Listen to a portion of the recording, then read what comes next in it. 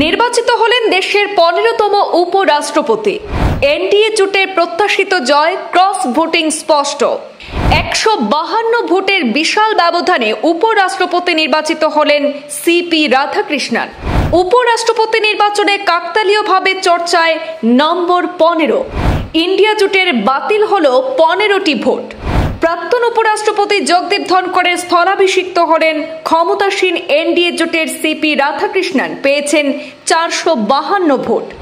India জোটের 315 সাংসদ ভোটাধিকার প্রয়োগ করলেও সমর্থিত প্রার্থীর ঝুলিতে 300 ভোট।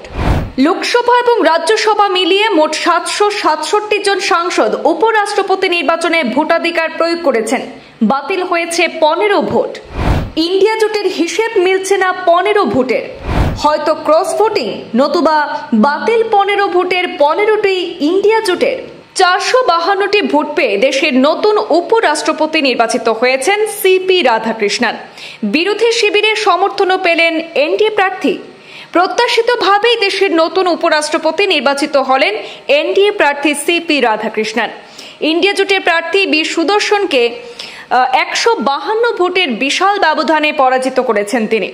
রাধাকৃষ্ণন পেয়েছেন 452টি ভোট, সেখানে সুদর্শন রেড্ডির ঝুলিতে এসেছে 300টি ভোট।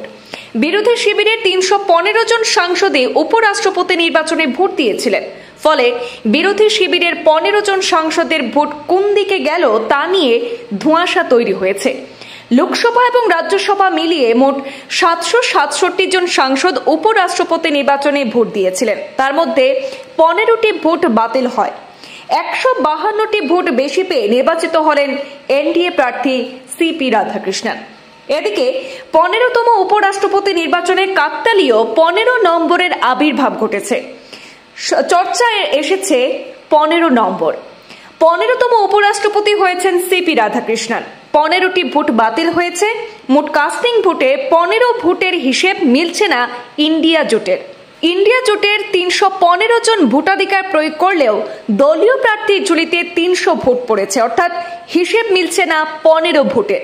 15 বাতিল ভোটের সবটাই কি ইন্ডিয়া জোটের, নাকি সেই 15 ভোট ক্রস ভোটিং হয়েছে তা এখনো দোলাচলে। চলুন এক নজরে সিপি রাধাকৃষ্ণন সম্পর্কে কিছু তথ্য জেনে নিই। 1957 সালে 20 অক্টোবর তামিলনাড়ুর তিরুপুরে জন্ম রাধাকৃষ্ণনের। এককালে টেবিল টেনিসে কলেজ চ্যাম্পিয়ন ছিলেন। বিবিএর এই ছাত্র তামিলনাড়ুর থুতুকুড়ির ভিও চিদম্বরম কলেজ থেকে উচ্চ শিক্ষা লাভ করেছেন। 16 বছর বয়স থেকেই তার সঙ্গে আরএসএস এবং বিজেপির যোগ রয়েছে। এককালে প্রাক্তন প্রধানমন্ত্রী অটল বিহারী বাজপেয়ীর ঘনিষ্ঠ রাধাকৃষ্ণন 1998 সালে লোকসভার সদস্য হন। তামিল ভূমির কোয়েম্বাটুর কেন্দ্রে ডিএমকের রামনাথনকে হারিয়ে এই পদ তিনি পেয়েছিলেন। এরপর একের পর এক দায়িত্বের মাঝে সামলেছেন মহারাষ্ট্রের রাজ্যপালের দায়িত্ব।